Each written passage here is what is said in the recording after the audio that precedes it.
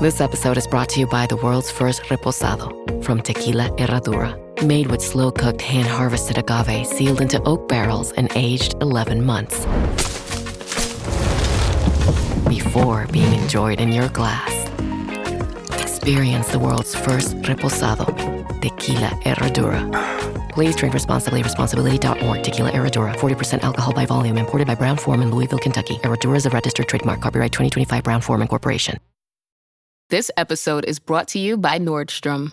Summer's almost out and fall's calling. Luckily, Nordstrom has everything you need for the season ahead, all under $100. Discover new arrivals from your favorite brands like Mango, Princess Polly, Wave, Free People, BDG, and more. Whether you're planning a last-minute getaway, heading back to class, or refreshing your office looks, you'll find the latest trends and beauty must-haves without breaking your budget. It's easy, too, with free shipping, free returns, and in-store order pickup. Shop today, in stores, and at Nordstrom.com.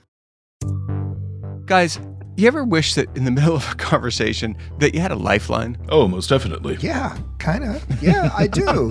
Yeah. The good news this week, we have the Attorney General of the state of Vermont, Charity Clark, who's going to be our lifeline when it comes to the scams we all face. And with that, welcome to What the Hack, a true cybercrime podcast. I'm Adam Levin. I'm Beau Friedlander. And I'm Travis Taylor.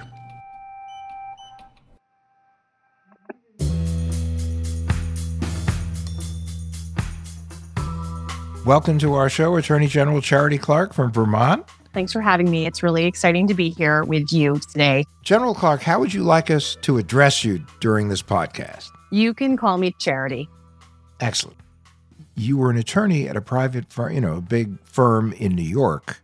What led you to pivot to public service? I worked in the same building where the Attorney General's office is today, because I worked in the governor's office in Vermont. So my career really started out as a public servant. I made my way to law school and then private practice, including a stint in New York City. And then I made my way back to the Pavilion office building. And in fact, when I arrived for my interview, my first job back at the Attorney General's office, I ran into the same custodian who was there when I was in the governor's office. And he was like, "Hey, Charity, you've changed a lot." And I was like, "What? Hold on." But that was almost 10 years ago now. And it's been awesome. Charity, I remember when you were in New York City, that's how we met. We lived in the same neighborhood. We had a mutual friend. When you came back, was the janitor reacting to that? Had you just become a big city person? No, because I was like 10 years older. Oh. Now, did you go back specifically to pursue the Attorney General's slot, or did you go back to practice law in Vermont? So I went back because I was 7 months pregnant. I wanted my child to grow up in Vermont because it's the best place on earth. So I packed up my skis and my suitcases, rented a car, and I drove back to Vermont in a snowstorm. I didn't have a job. I decided that I was going to buy my own maternity leave. And then when my daughter was 5 months old, I called the Attorney General's office and I got a job there.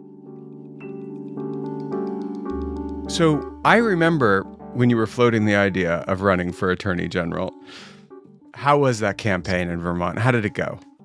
It was pretty wild. That was the summer of 2022. Vermont is a very liberal place. So the real elections in Vermont generally are the primaries. The primary in Vermont is like the second Tuesday in August. I found out there was going to be an open seat when my then boss, the Attorney General, announced he wasn't going to run again in early May. So I had to quit my job, launch my campaign, let Vermonters know who I was and what I was about, convince them to vote for me, and raise a ton of money to do that all before August 9th. So it was the wildest summer of my life. Sometimes I still dream about it because it was such a whirlwind. When you only have like 2.5 months to win a statewide election, you can't plan everything out perfectly. You have to roll in and do your best. And that's not a comfort spot for attorneys. We like to be prepared and we like to have vetted everything. Adam's nodding. It was truly a whirlwind, but it was also really fun. One of the reasons why it was fun is because there were so many people running for office. There were a ton of open seats. So everywhere I went, I would run into other people who we're all friends in Vermont because we all know each other. So it was really, really fun. Like we would march in a parade and it would be like marching in a parade with all your friends. And we had a ball. All right, so Charity, we talk a lot about scams on this show, and we know you're a fellow traveler with us. That's so true. You're a scam fighter, and we appreciate that. In fact, you just published a list of the top scams to watch out for in Vermont. Can you tell our listeners a little bit about the top scams that you've seen? I want to preface this by saying I could literally talk to you all day about scams. I feel passionately about scams. One of the reasons is because we know that education is the best means of fighting scams. So people hear me talking a lot about scams, and it's because I'm trying to tell people about them. Scammers are largely overseas. We cannot track them down. We can't shut them down. Our best tool is educating each other about scams. The number one scam we encountered at our consumer assistance program in Vermont was the tech support scam. We got twice as many complaints about that scam than number two. So it is by far the hottest scam right now. And one of the reasons why is because it's very effective. So that scam looks like this. You're on your computer, minding your own business, when a pop-up comes up. And it says, hey, you have a virus. Click here. And either it's a phishing scam, and then they're going to try to get a bunch of information from you that they can then steal your identity with. They say, I can help you with your virus. Let me remotely access your computer. And once you allow someone to access your computer remotely, they can find your bookmarks, your bank accounts, your emails, all of it. Like chilling tales from consumers who called our office saying they watched helplessly as the money was getting drained from their accounts and transferred to a scammer's account.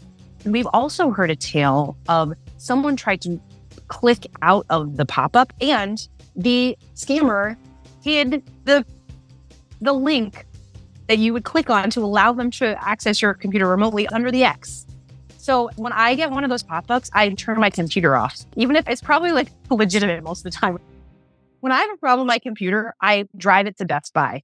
I never even allow Best Buy to remotely access my computer because I hear these chilling tales, people losing hundreds of thousands of dollars this way. How many cases of the tech support scam have you seen? Last year, it was 531 reports of the tech support scam. And that's just within Vermont. Yes. And that's just reported. We had a person within the past few years who lost about $600,000 in the tech support scam. That was the largest one that year. So it really sticks with my head. And it was a sophisticated person. And it was crypto that they lost. We see a lot of crypto in the top 10 scams when we calculate the magnitude of loss. In part, it's because there's no consumer protection with cryptocurrencies. We recently did a program with a woman named Marjorie, a former government attorney, who fell victim to a tech support scam. Supposedly, another member of the team was affiliated with the bank that she banked at and asked if there was any way that she noticed fraudulent activity occurring on her accounts. She had received an email, which she never did. They basically convinced her to allow them to open a Coinbase account in her name and that it would be much more secure while they were sorting out the fraud if she could move her assets over to cryptocurrency. She ended up moving over $660,000, including her retirement accounts.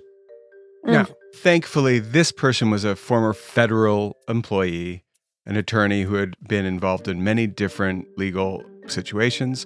So she did know how to navigate it. And she also happened to have the funds to pay an attorney to help her. And she came out relatively whole, minus the amount of money she had to spend on legal fees to rectify the situation. Tech support scams are shockingly effective. If they hack into the right person, they're getting a lot, maybe millions of dollars. So what else do you have on your list that maybe our listeners aren't aware of?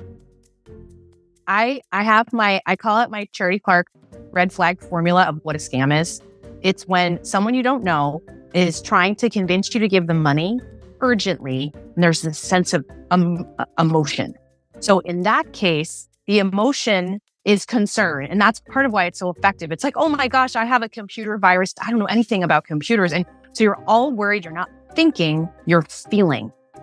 So you see that all the time with scams. People are worried, they're concerned. Or the fake package scam, when someone's as a phishing scam, they say like, oh, you're getting a package. You're excited. You're like, whoa, and someone mailed me something, or I ordered something and I forgot. So those emotions, that's like the first starting point with an effective scam. It's in your emotion. So we have a variety of scams, but they're all very familiar to me, except there's one new scam on our top 10 list this year. It's the rewards credit scam. We're hearing about this. It comes via email from a supposedly legitimate retailer saying, great news, you've got rewards credit. And it's a phishing scam. Click here and fill out this information so that we can get you your rewards credit. But there's no rewards credit. It's not really that major retailer. We got a lot of reports on that scam, 132 reports, when our largest was 531, but that's a lot. So wanted to flag that because I think that might be an up-and-coming scam that's on the rise. And what do you think they're after in that scam? I think they want your social security number, your address, your name, the things that they could use to open up a bank account, credit card, and steal money that way. Which is why we always say freeze your credit, because even if they do have your social security number, it's going to stop a lot of problems from happening. Yep. As Attorney General, what is it exactly that you do about scams? I would say that our real focus when it comes to scams is our consumer assistance program. And every state has essentially a consumer assistance program. But in Vermont, it's located at our university. The people who are operating the phones and answering emails are students who take a class called Consumer Law in Action. And we have other consumer classes that we teach. I've taught these classes before at UVM. And we train them to be little consumer lieutenants going out in the world, knowing all about consumer law and rights. They also are helping people with their consumer concerns. Many of those concerns are not scams. It's legitimate companies who did something wrong. There was a miscommunication. You didn't get what you were expecting. We call those complaints. Then there's the scam reports. We are using the scam reports to educate people, like I just did telling you about the new rewards credit scam. But also we have a team in place at the Consumer Assistance Program who focuses on robocall scams. I'd love to tell you a little bit about our robocall team. Robocall scams, just like most scams, occur overseas and you feel kind of helpless. How do you go after them? We figured out a way. We have gone after the telephone carrier who's located here in the United States who facilitates the scam.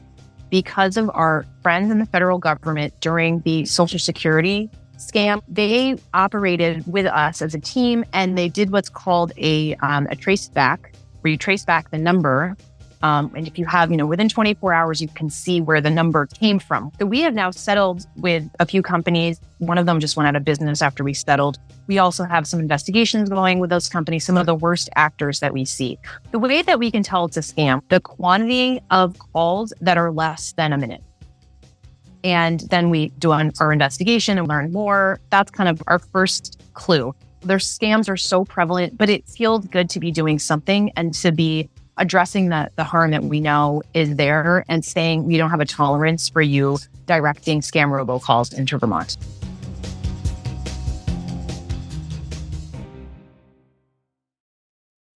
This episode is brought to you by State Farm. Checking off the boxes on your to-do list is a great feeling. And when it comes to checking off coverage, a State Farm agent can help you choose an option that's right for you. Whether you prefer talking in person, on the phone, or using the award-winning app, it's nice knowing you have help finding coverage that best fits your needs. Like a good neighbor, State Farm is there. Make your next vacation unforgettable. On Royal Caribbean's newest ship, Star of the Seas. It's everything you've loved about every family vacation you've ever been on, with mind-blowing thrills at the largest water park at sea, 7 onboard pools for every level of chill, more than 40 ways to dine and drink, and even more to enjoy at our award-winning private island, Perfect Day at Coco Cay. This is the new Star of the Seas. Click or tap the banner to find out more. So, Charity, we talk a lot on this show about facial recognition and the issues with facial recognition technology. And the Vermont Attorney General's office is taking on a lot of privacy issues associated with facial recognition.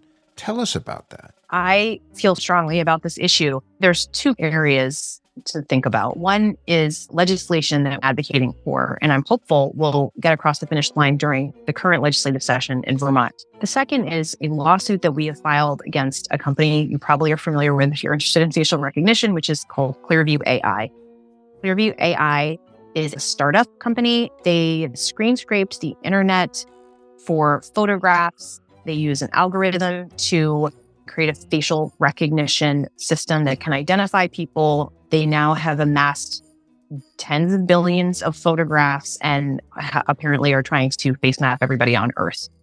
We view this as a violation of privacy and have sued through the unfairness prong of the Vermont Consumer Protection Act. We sued in March of 2020. During that time, the pictures in the Clearview database have just grown and grown. And one of the things I want to emphasize is someone listening to this might be thinking, you put your profile picture on your Facebook page and it's public. But that's not all. Their algorithm does not discriminate and say, oh, this was a Facebook profile. It literally just looks for pictures. So if I am sitting on a bench in a park eating a sandwich, my imagination is like a sloppy egg salad sandwich, and I look ridiculous sitting on this park bench, and I'm in the back of a tourist's photo. I don't know my photo's being taken, and yet it's being screen scraped in Clearview's database. I have no idea it's there. I think I'm having a sweet moment with my family, having a picnic or something. And the other thing about it, that they're making money off of my face, and I'm not getting a cut of that money. That bugs me too.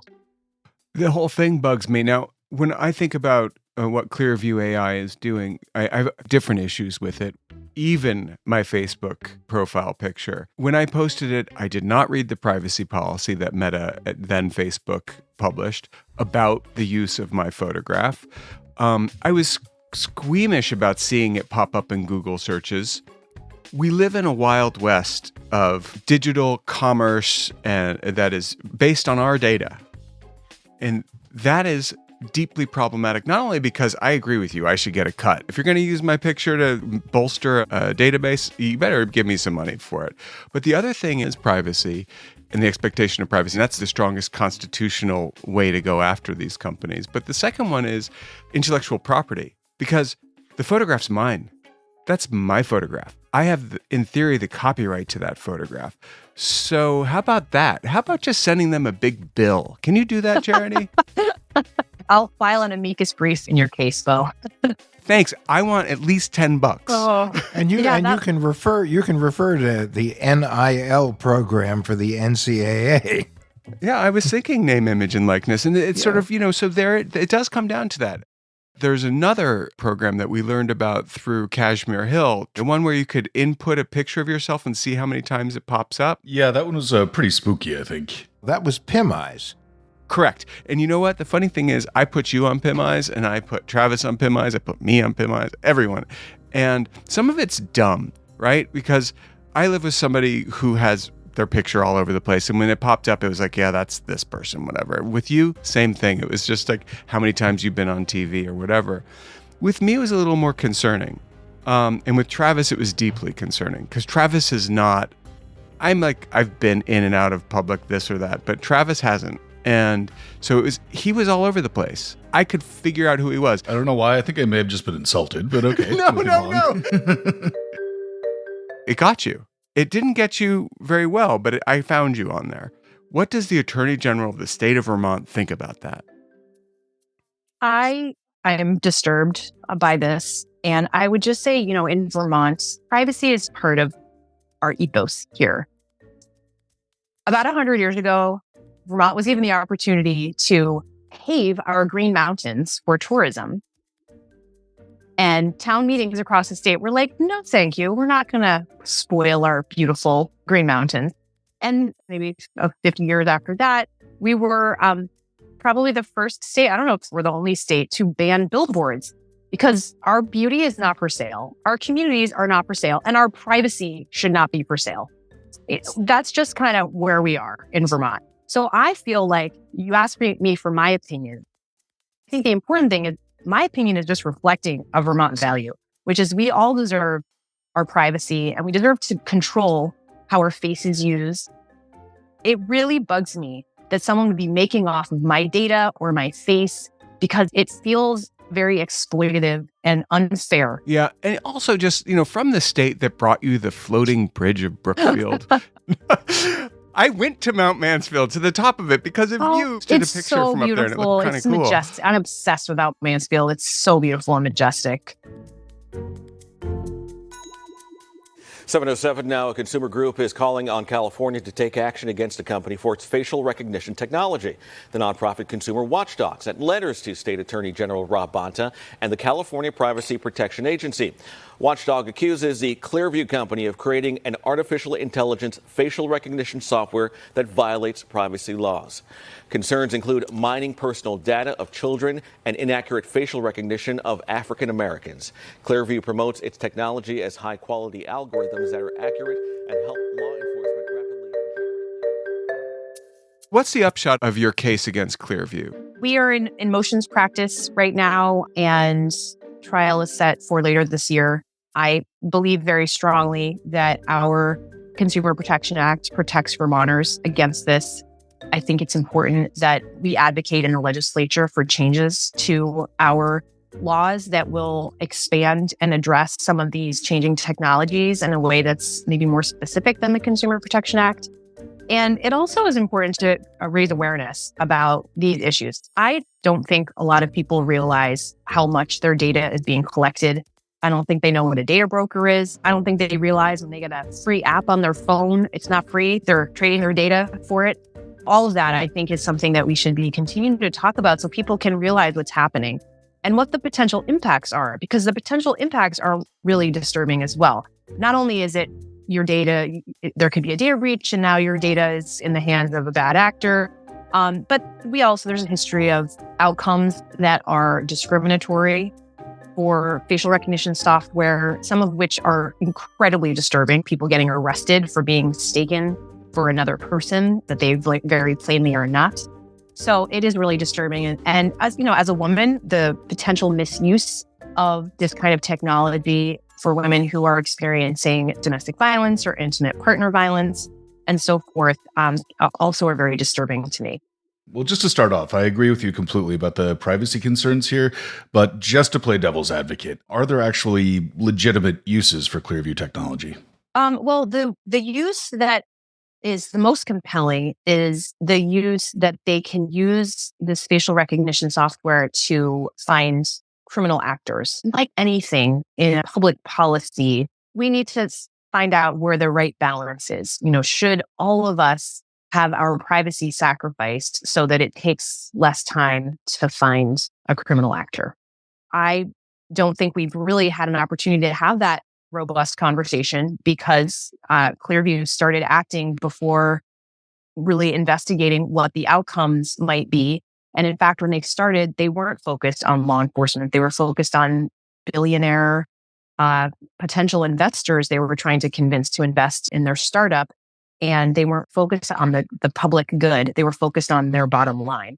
They realized they better just focus on the convincing thing. But when you look around the country at the lawsuits against them, it's really disturbing. It's actually so fascinating too. When you think about other countries' experience with privacy and how they're responding to things like this threat, it's really fascinating to think about their history and their context, like in Germany, in Europe, and how they're approaching this compared to our country. It's almost like people are being naive and they're not as worked up as they could be because they don't have the historical context that they have in other places.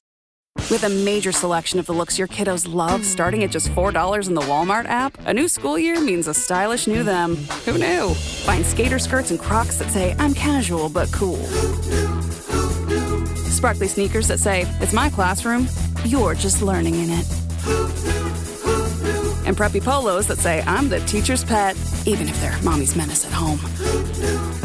Find their favorite styles starting at just $4 in the app. The Walmart you thought you knew is now new. This episode is sponsored by Friskies, who would like to tell your cats hi. Now, if that didn't get your cat's attention, there is one thing that always does the trick. Just pour some Friskies crunchy food in the bowl and you'll hear those paws come running. Works every time. With so many Friskies choices, you can always bring your cats running from their secret napping spots. There's always more to explore. See for yourself at friskies.com or visit your local store. Charity, I know that Vermont is moving forward, and you've been a big advocate of more stringent privacy regulation in the state. There are a number of states that have fairly strict privacy laws, California being the strictest, which is modeled after the GDPR in Europe. But what I worry about is we have this patchwork of privacy laws in this country where ultimately, would it be better if there were a federal law? Of course, the only issue with the federal law is it tends to get so watered down by the time it shows up. Bingo. That is the problem. If California's laws could be national, that would be wonderful. The beauty of federalism is every state has our own philosophy and ethos, and it allows for that diversity to have this federalist system that we have. So yes, there's some good to having a patchwork, but I don't think the industry, the privacy advocates, people think it's better to have this patchwork. It's very cumbersome for all, but it does allow for that diversity of viewpoint. And so I want to acknowledge that. The bigger problem is our Congress struggles to pass legislation. It's not just that it's watered down, it never happens. That is, I think, a larger problem. I would never say to any state legislature, don't worry, Congress will take care of this. No, you should act if you care about something. So honestly, that's a bigger problem. Well, we know that Congress can't agree on the day of the week. And a few years ago, I was in Washington, and I said to them, where are we on privacy? And the response was, we'll get some activity on security, but nobody can seem to agree what privacy is here in Congress. So that's pretty disturbing. One thing I've heard you mention before is data minimization. Can you explain what that is? Well, the idea of data minimization it begins with an acknowledgement that data breaches are very common. We have a Data Breach Notification Act in Vermont that's been in place for 16 years, and the notifications come to my office. Little Vermont, with our 640,000 people, we get a data breach notification pretty much every day. It's challenging to protect yourself from a data breach. So acknowledging that, doesn't it make sense to minimize the data that you have? So if there is a data breach, there's no harm done.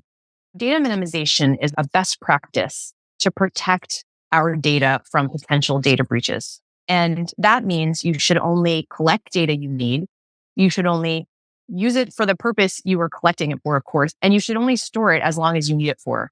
When I fill out forms for my daughter's school and they ask me for her social security number, I just leave that blank. And I think they're going to have to beg me for it. Why do they need her social security number? So I don't give data when people ask me. When I log on to the American Girl doll website to buy a Christmas present and they ask me for my birthday to make sure I'm a grown up, I just make up a date. And I always make sure I say I'm younger than I am. But I don't give data over. And then sometimes I'll get an email on some random day that's not my birthday. Happy birthday, Charity. Would you like to, there's a sale on the American Girl doll. Anyway, so data minimization is basically that philosophy. It was codified in California a few years ago, and I'd love Vermont to do the same. I think that it helps us all if we are acknowledging that best practice, putting it in law, and then following it. When you go to the office of a professional, in particular doctors and dentists, they'll all ask you for your social security number. We don't give it. Well, I say you don't need it. And they say, we do. And I say, no. You need it to find me if I don't pay my bill. And there's other ways to find me. So you have to be Clark Kent when it comes to these digital entities that want your information. Put the glasses on, put the suit on, hide the cape. It's none of their business who you are. They don't need to know.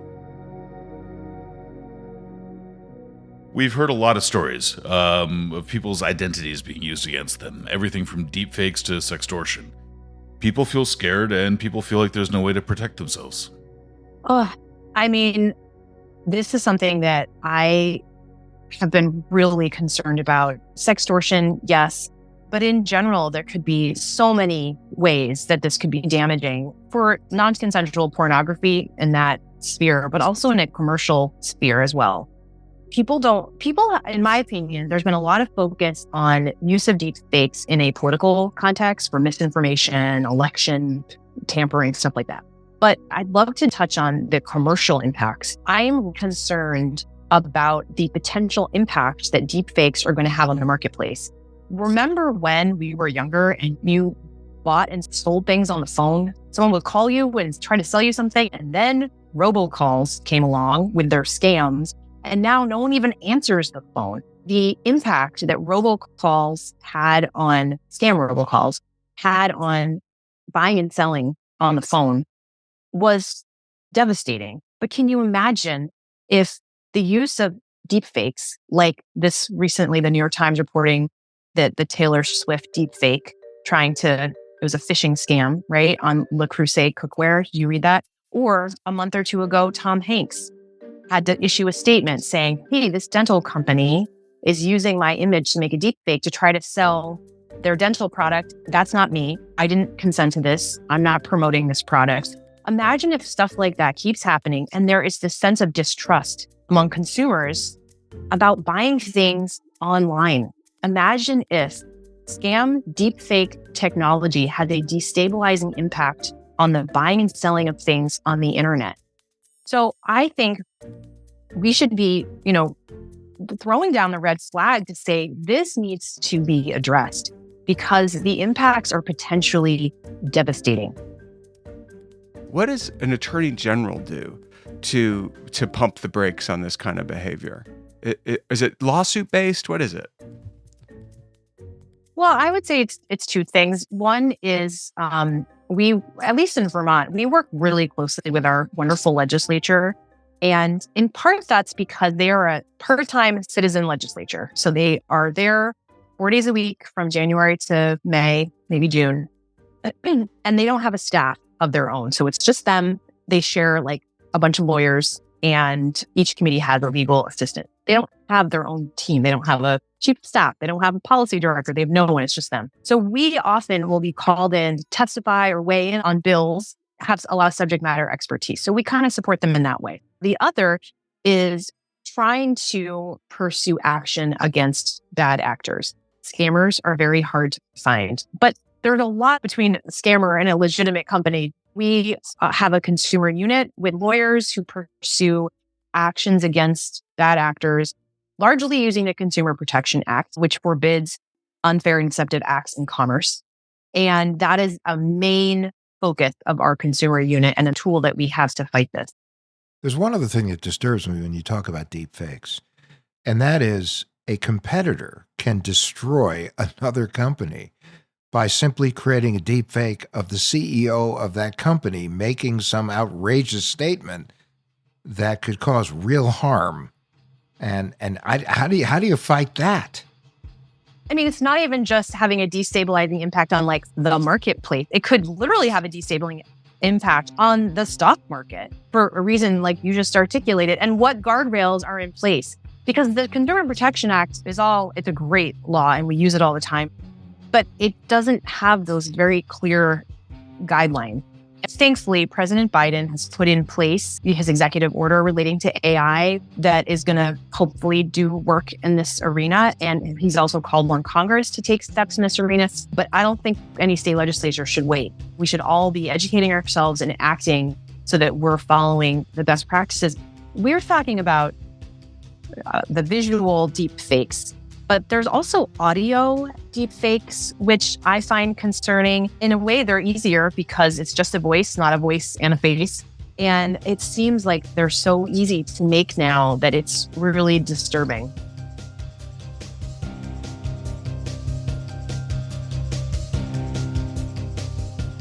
Listen, I know we've taken an enormous amount of your time. We deeply appreciate the time you spent with us. Charity, any final thoughts before you go? You guys probably already talked about this, but I want to talk about gift cards because gift cards are a very common tool that scammers use. I'm not talking about an LL Bean gift certificate. I'm talking about those cards you get at the supermarket that are like Visa. But if someone is asking you for a gift card, it's a scam. A payment via gift card is absolutely a scam. Gift cards are for gifts. That's our motto. Your listeners probably know that already, but you have it there if it's useful to you, because I think it is really important. It's such a common way that people lose money. Again, we cannot thank you enough for this. This was great. we'll be looking out for all the great things that you're going to continue to do in Vermont. Well, thank you guys so much for having me. This has truly been really fun. I love talking about this stuff with people who are so knowledgeable about it. It's fun. Great. And run for governor, please, so that we can get you into the White House. Please. Oh, God. I'm not leaving Vermont. It's too nice here. See you later. All right. Bye, guys. Bye, Have a great Charity. weekend. Thanks so much. Thank you. Bye.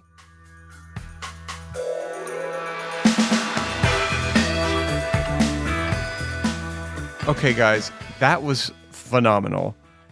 Now it's time for the tinfoil swan. Our paranoid takeaway to keep you safe on and offline. Okay, Peter Thiel, not my favorite person. I can't believe I just said that. Now I'm a dead man. Clearview AI is certainly creepy technology. I mean, it does have its legitimate uses, but the thought of having your likeness be indexed and cataloged, it opens up a whole lot of cans of worms. Privacy worms? Okay, guys, you're both grossing me out, but let's just call them privacy concerns. I like privacy worms. Regardless, I think we should come up with some tips for foiling Clearview AI and other facial recognition systems. What do you got? Well, you could cover your face with a burqa or a balaclava, can't you? No. Remember Bertillon? So Bertillon was this French guy, he was an inspector or something, who figured out how to catalog criminals, and it was all just measurements like the length of your elbow to your wrist and the distance between your eyes. And these facial recognition things work the same way. So if your eyes are visible and your mouth is visible, they might still be able to get you. Strictly speaking, we're sort of covering two different questions here. One is how to foil facial recognition systems in person, and the other is how not to show up in Clearview's database. All right, so I'm still thinking of this like traffic cameras. Like, can't you just like glue a leaf to your license plate? Yeah, I mean, for instance, there's some really weird makeup you can put on your face that can throw off like your phone's facial recognition. But when it comes to systems like Clearview, it's another matter entirely. Like, they are very good at picking things up. And if you're not trying to raise suspicion, cubist makeup and beads isn't the way to go. I agree. What else you got, Travis? Well, there are sunglasses that block infrared cameras, and these clothings with really weird patterns that can throw off facial recognition by breaking up your image. So they look hideous, but they do have the effect of making a camera think they're seeing a giraffe or a dog rather than a person. This brings us back to the problem of what to do if you're already in a facial recognition database. One of the primary data sources that they use is from photos posted online. So if you have a social media account or if you're just in the background of a picture like Charity mentioned, and that's been posted online, it's safe to assume that you're on the grid. And you can't opt out, I'm guessing? Well, the EU and states like California with privacy legislation require you to be able to do it. Yeah, and Clearview.ai does have a form you can fill out to get your picture removed, but you need to supply an image of yourself. And again, if you happen to be caught on camera, you go right back to being on their database. Also, I don't like the idea of having to send a picture of myself to get a picture of myself removed. Right. What's the message here? If people are just shit out of luck? Scandalous language. I can't help it. It's a shit out of luck moment. Well, the message is that it's important for people in government like Charity to keep working on greater privacy protections. I mean, you can do a few tricks like the ones we talked about, but it's too big for one person to do alone. Also, Elizabeth Warren, your buddy, is trying to pass a digital version of the CFPB, which would protect people's privacy specifically. But right now, I think we're kind of shit out of luck. And that's our tinfoil swan.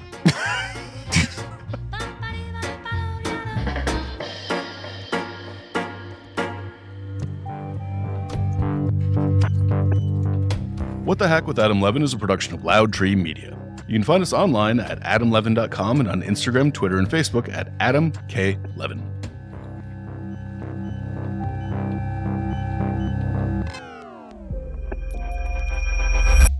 Loud Tree. Behind every empire are the people history tried to forget. Lost Roman Heroes tells the stories of the remarkable characters who shaped Rome from its mythical beginnings to its final fall.